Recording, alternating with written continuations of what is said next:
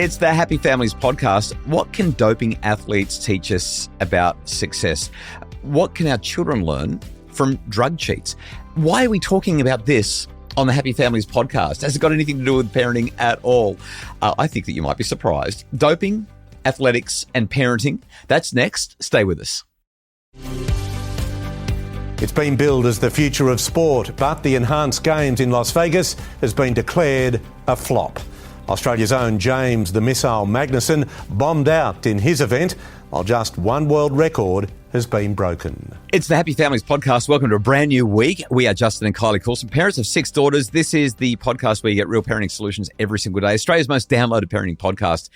On May 24 of 2026, the first enhanced games took place in Las Vegas.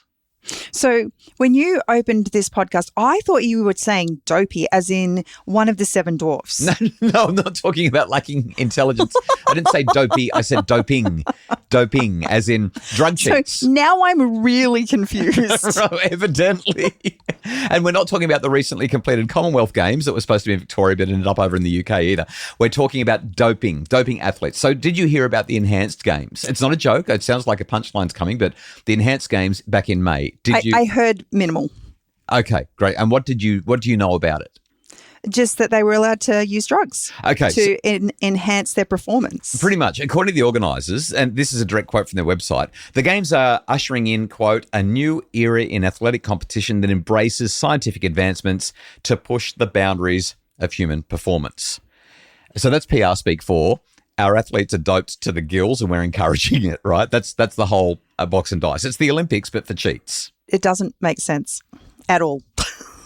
And I'm still confused why we're talking about it today. All right. Well, I'm going to get to the parenting thing in just a sec, but I just want to be really clear. The promise of the enhanced games was we're going to see a whole lot of world records. We're going to see a whole lot of astonishing performances and a whole new world of limitless potential. So what I'm hearing is that if parents had access to hallucinogenics or, I don't know, psychedelics, that we'd actually enhance our parenting? Is that where we're going with this? No, we're not going anywhere near that. I'm thinking, where are you going? What have you been? Anyway, so the more chilled we are, the better parents we are. No. But that was the promise of the enhanced games. The reality of the enhanced games was very, very different. Here's what happened. There was a whole lot of drugs.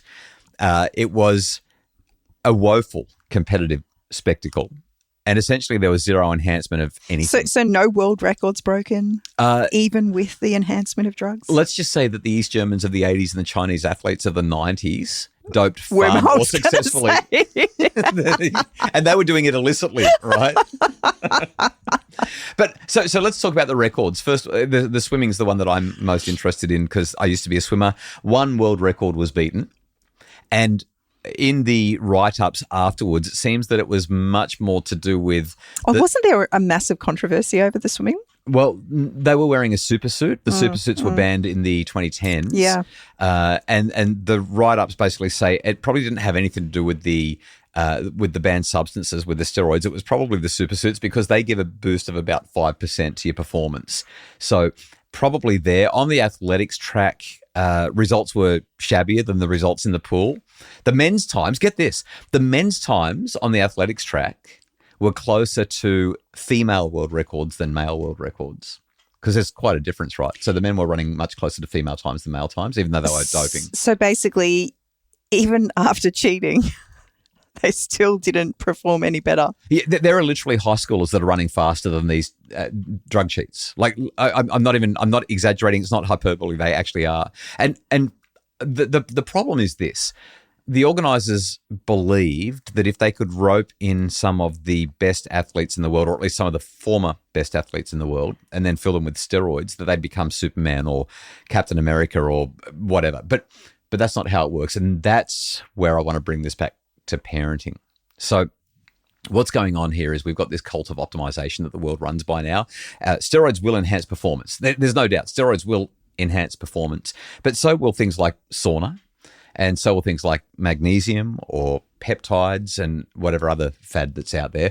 Although, do you remember about 20 years ago, everyone was running around with those power bands on their wrists? No. No, they were a really big deal, but they don't enhance performance.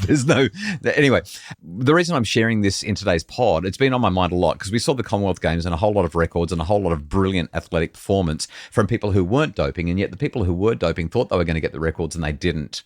And the thing that I kind of wanted to push on is this cult of optimization, this society that says there's a quick fix for everything. And we keep falling for this idea that there's a quick fix, that there's a shortcut everywhere. And like James Magnuson, who has just been one of Australia's best swimmers, was very, very public that he was going to go out and win $1 million because he was going to dope himself as much as he could and swim faster than he'd ever swum. And he looked like the Hulk. I mean, he looked so strong at the Enhanced Games. But the reality is that the athletes at the Enhanced Games just weren't training as hard as they did when they were training for the Olympics. And if they've only got a handful of months to prepare for the Enhanced Games, and if most of them are not full-time athletes, we have a problem here. And so I want to talk about what that means in relation to life and specifically in relation to what we teach our kids next, because I want us to get away from the idea that there are shortcuts, there are quick fixes, that there are Band-Aid solutions, that the injectable or whatever is going to be the right way forward, because too many of our kids and too many of us are falling for it. That's the whole point of bringing the Enhanced Games into a parenting podcast, and I'll explain why next.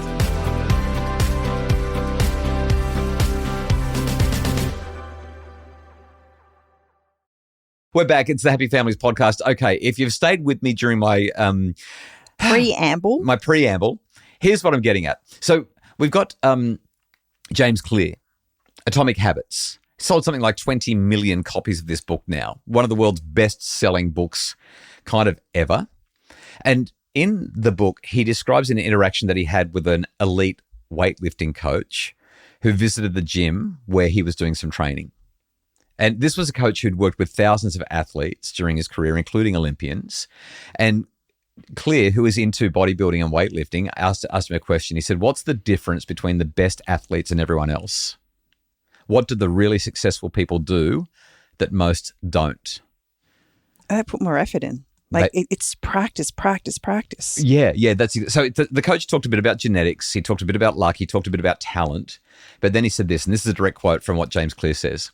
At some point, it comes down to who can handle the boredom of training every day, doing the same lifts over and over and over. Yeah. So James Clear, when he's writing about this, he says, the only way to become excellent is to be endlessly fascinated by doing the same thing over and over. You have to fall in love with boredom.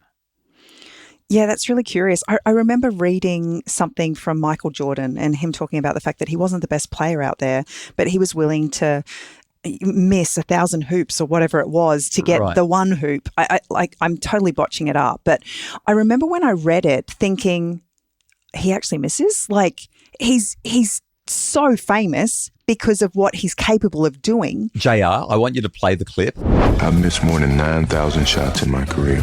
I've lost almost 300 games. 26 times I've been trusted to take the game-winning shot and missed. I've failed over and over and over again in my life. And that is why I succeed. How good is that? It's so good. But when you think about Michael Jordan, you don't think of someone who's failed. You think of somebody who's succeeded. And if they've succeeded, clearly they're not making mistakes. They're not stuffing things up. But the fact that he acknowledges the only reason he's capable of doing what he does on the court is because he was willing to keep doing it even when it looked like he was making a mess of it. Yeah, and every study of it, astonishing world-class success points to the same thing. Mary Ma, who was a 3-time Olympic gold medalist at the 1984 LA Olympics, I know we're going back away here, but this is what she said, direct quote. She said, people don't know how ordinary success is.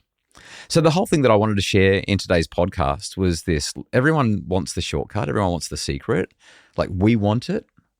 Kylie, you've been on what are we at? We're at the end of August. You've been on a full 8-month weight loss journey now, and it would be really nice if there was a shortcut. I know that there actually are some shortcuts out there, but you're doing it the old-fashioned hard way, and it would be really nice if there was some special secret. But the secret really is consistency. It's day in, day out.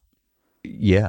And you've said it many times on the podcast, it's okay to miss a day, but just don't have 2 days in a row. Yeah.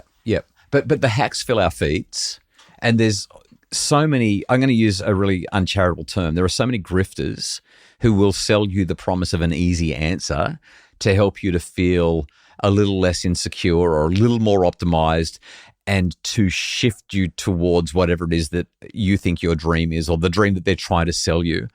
And so whether it's us falling for the latest fad or our kids clamoring for clout, human nature keeps on dragging us into thinking that there really is a pill or a course or a solution that's going to get us there faster, wherever there is. And I'm thinking about boys, right? I've written this book about boys that's been doing really well. Androgenic and clavicular. Have you heard of androgenic and clavicular? No. Okay, so these are two looks maxes. Looks maxes, you're looking at me funny. You didn't read my book. You're talking a different language. So a looks maxer is somebody who believes that if you maximize your looks, then you're going to maximize your life. The better looking you are, the more opportunities you have. It's not even about having the conquest anymore. It's about knowing that you could have the conquest if you wanted it because you look so good. And so these guys, wow, these are the names that they've given themselves online because they're influencers and they need to have very strong names. So androgenic and clavicular are two examples of this. They're telling our sons to pump themselves full of testosterone and peptides and toxins so they can looks max. They're hitting their faces with hammers to break their bones down, but to strengthen their bones up. You've got the Andrew Tates and Myron Gaines of the world and others. They're just sewage peddlers, wow, offering all of these shortcuts to wealth and status via their crypto scams and their leadership, inverted quote, scare quote, leadership programs and literally hustler universities. And I just think the enhanced games is another version of this. It promises, what's the word? I'm looking for superhuman results through chemical shortcuts. And what the enhanced games actually delivered was embarrassment. There's no other word for it. What was the follow-up with the athletes that were involved? Well, it just went very quiet. There were not a whole lot of news releases. There was not a lot going on in the media because it was just such an awful failure. The real lesson and the reason that I wanted to do this podcast is just a reminder. The shortcut might sometimes get you there, but more often than not, it probably won't get you there, at least faster. And even if it does, the shortcut is going to hollow out or maybe even erase the only thing that actually matters. And that's the person that you become on the way. It's not actually about getting there. It's about who you become while you're getting there. Colonel Sanders. Right. How many attempts? No, it's a numbers game, right? Right. He went through this recipe, I think it was like 1,000 times before he... It wasn't the recipe. No, it was trying to sell it. Yeah. So while you're saying that, I'm just looking it up. and apparently, if the record is correct, Colonel Sanders was reportedly rejected 1,009 times before he found a restaurant that agreed to use his secret fried chicken recipe. And look at him now. Right. There's just so much that we learn as we go through different experiences. Our 12-year-old, she's decided she wants to learn to sew. Oh, and a big thank you to everyone over the last couple of months who's been putting their orders in. She's been nonstop sewing at the sewing machine and getting really good at it. And when we first started, we did a couple and I was right there beside her. And she decided that she felt really confident she was going to do it all on her own. And the third time round, she did do it all on her own. And let's just say we couldn't sell that one. Right. And she came to me and she said, "This is my worst one yet." She said, I'm really bad at this. And I said, "But you're not." I said, "Because you've actually made it. You've done all of the steps, but there's a few little tweaks. And because you're new at this," I said, "yeah, you just didn't remember a few of the things that I talked to you about." I said, "But the great thing is now that you've actually made the mistake, you'll be more aware of what needs to happen next time so you don't make it." And that's why writing an essay with AI doesn't work, because you don't have the learning. We need to wrap it up. Our time is done. But I'm going to share a quote from a book called How to Live by Derek Sivers, because it's really the encapsulation of the whole point of this podcast. Mastery, Sivers says, is the best goal because the rich can't buy it. The impatient can't rush it. The privileged can't inherit it, and nobody can steal it. You can only earn it through hard work. Mastery is the ultimate status. When our kids understand that principle, their lives are probably going to be harder, but they'll be vastly richer.